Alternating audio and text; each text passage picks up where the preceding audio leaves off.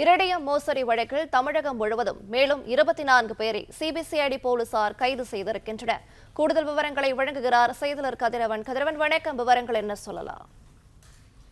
இரடியம் மோசடி வழக்கில் தமிழகம் முழுவதும் 54 நபர்களை சிபிசிஐடி போலீசார் கைது செய்திருக்கிறார்கள்.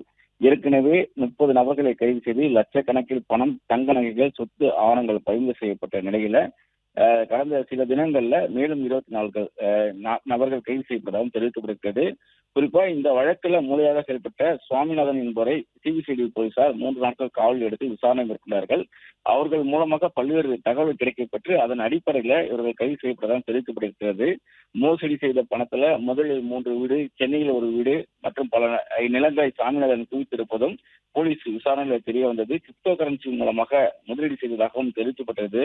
அதே போல 50 சிண்டிகேட்டுக்கு மூலமாக இவற்றை இயக்கியதாகவும், இந்த சிண்டிகேட்டுக்கு மூளையாக ஒரு நபர் இருப்பதாகவும் தெரிவிக்கப்பட்டிருக்கிறது. அந்த நபர்களையும் கைது செய்யும் பணியில ஈடுபட்டு இருப்பதாகவும் தெரிவிக்கப்பட்டிருக்கிறது. குறிப்பா மூளையாக செயல்பட்ட அந்த நபரிடம்தான் இந்த பணங்கள், மோசடி செய்த பணங்களை எங்கு ஒழித்து வைத்திருக்கிறார் என்ற விவரங்கள் தெரிய வருகிறது என்றும் அவரை கைது செய்யும் பணியில தீவிரம் காட்டி வருவதாகவும் காவல்துறை தரப்புல தெரிவிக்கப்பட்டிருக்கிறது. இரடியம் மோசடிக்கு மேலும் 24 நபர்கள் கைது செய்யப்பட்டிருப்பதாகவும் அவர்களிடமும் விசாரணைகள் நடைபெற்று வருவதாகவும் காவல்துறை தரப்புல தெரிவிக்கப்பட்டிருக்கிறது.